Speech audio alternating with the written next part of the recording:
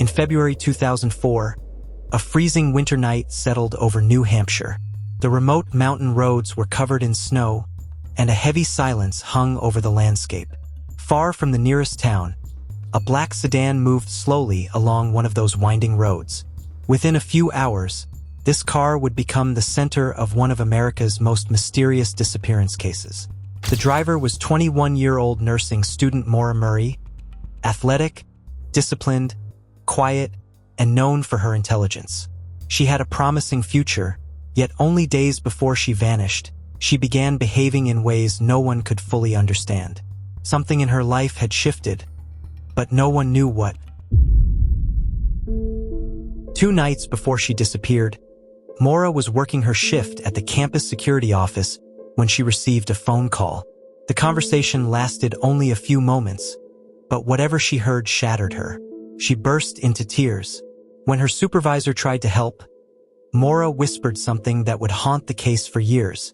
Something bad happened.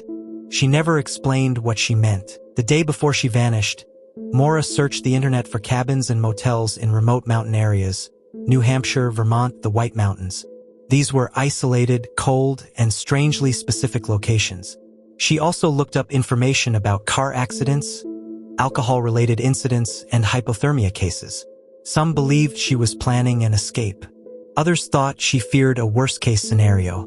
On the day she disappeared, Maura emailed her professors, telling them she needed a week off due to a family emergency. But this wasn't true. No one in her family was ill. She packed some clothes, printed a school form, gathered a few belongings, and placed an old letter and a family photo in her car. Felt like she wasn't planning to come back. At around 4:30 p.m., she left campus with minimal luggage. Some clothes, a few bottles of alcohol, and a spare tire. She didn't tell anyone where she was going. Her phone was off. She had no GPS and no written route. At 7:30 p.m., near the small rural community of Woodsville, her car slid off a sharp curve and crashed into a snowbank. A local resident saw the accident from her window and went outside to help. She found Maura standing beside the car, calm, composed, almost unnaturally still. Maura looked at her and said, "I'm fine. Please don't call the police." Her tone was strangely steady. She didn't seem scared, injured, or cold.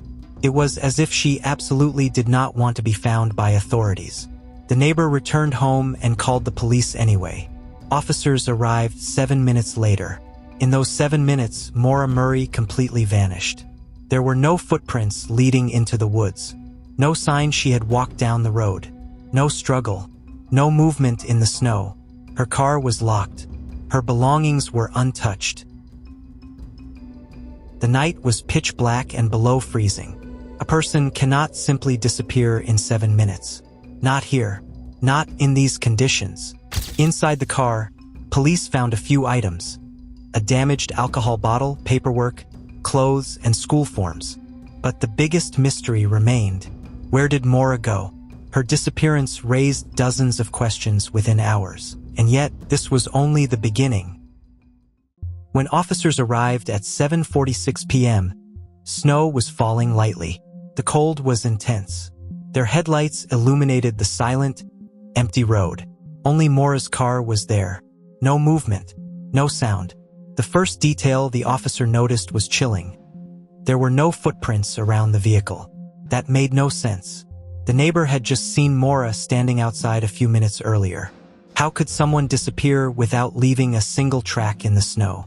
Inside the car, officers found university paperwork, a completed leave request form, clothing, a broken alcohol container, and an important detail: her gloves were still inside the vehicle.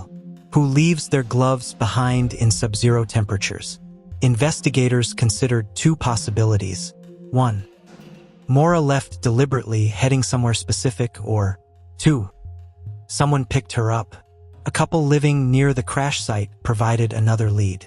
They reported, "We saw a light pass by a few minutes after the car crashed, like the headlights of another vehicle." This would become one of the most debated clues in the entire case. Police expanded their search rapidly. In freezing temperatures, time was critical. Search dogs were brought in. Their findings were unsettling. The dogs followed Maura's scent for only 30 meters, and then it stopped completely. It was as if she simply vanished into thin air. Typically, a scent trail extends far beyond that distance. But in this case, it halted abruptly. This suggested three possibilities. 1. She entered a vehicle. 2. She walked onto a surface that didn't retain scent. 3. She entered an enclosed space, but the area was open wilderness. No doors, no cabins, no structures, no tire marks. As hours passed without results, the search intensified. 12 hours, 24 hours, 48 hours, 72 hours. Nothing. During this time, investigators searched her computer and uncovered her recent online activity, routes in remote mountain regions, local motels, articles about survival, accidents, and distress cases, and one disturbing search: people who disappear without a trace. Some saw this as evidence of a planned escape.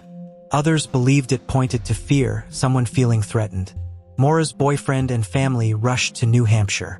They walked the snowy road, calling her name. There were no footprints, no belongings, no phone, no clothing, nothing. How could a 21-year-old woman disappear in mere minutes on a silent, frozen road? 1 week later, the case took an even stranger turn. Someone tried logging into Maura Murray's email. A week after she vanished. This was no longer a simple disappearance. It was a mystery spiraling into darkness. When investigators discovered that someone accessed Maura's email a week after she vanished, hope and fear collided. Was Maura alive, or had someone taken control of her account? The login came from a generic public network. No identity, no location, no way to trace it, but the timing was impossible to ignore. Meanwhile, more strange testimonies emerged. Residents reported eerie sounds. Several locals claimed they heard a door slam in the woods, a dog barking, and an engine accelerating shortly after. But the area had no doors, no cabins, no abandoned structures. So what did they hear? 3 days after Maura vanished, her phone sent out a faint ping, a tiny signal used to maintain network connection. The location, near the crash site. This raised even more questions. Was Maura still alive? Or was someone carrying her phone? Why was there no further activity? Search teams combed the area again. Still nothing. Over the years, countless theories formed. But 3 remained the strongest. 1. She intentionally ran away. Supporters of this theory point to her emotional distress, the mysterious phone call, her Google searches, requesting a week's leave, packing personal items. But this theory breaks down quickly. Why choose a freezing, isolated mountain road? Why refuse help? And how would she vanish without leaving a single print? 2. She was picked up by someone. This theory matches many clues. Headlights seen by neighbors, dogs losing her scent instantly, and no footprints. Strange noises heard. The phone ping, the eerie email login. If true, the key question remains: who stopped to pick her up? Dozens of locals were questioned. None fit the timeline. None matched suspicion. But someone had to have been there. 3. She wandered into the woods. Authorities considered that she might have walked into the forest and succumbed to the cold. But this theory is the weakest. Ground and air searches covered 32 square kilometers. Dozens of dogs, helicopters, infrared scans, and they found absolutely nothing. Not even fabric, hair, or footprints. It's nearly impossible for someone to remain undiscovered in such circumstances. In 2015, 11 years later, a family turned in surveillance footage from a lodge. The woman in the video walked like Maura, looked like Maura, had the same build as Maura. Police analyzed it. They could not confirm it was her, but also could not rule it out. Hope returned, and then faded again. Maura Murray, a 21-year-old student with her whole life ahead of her, disappeared in 7 minutes. No tracks, no belongings, No witnesses, no confirmed sightings, just a silent road, a crashed car, and a mystery unsolved for nearly 2 decades. How can a person disappear without a trace?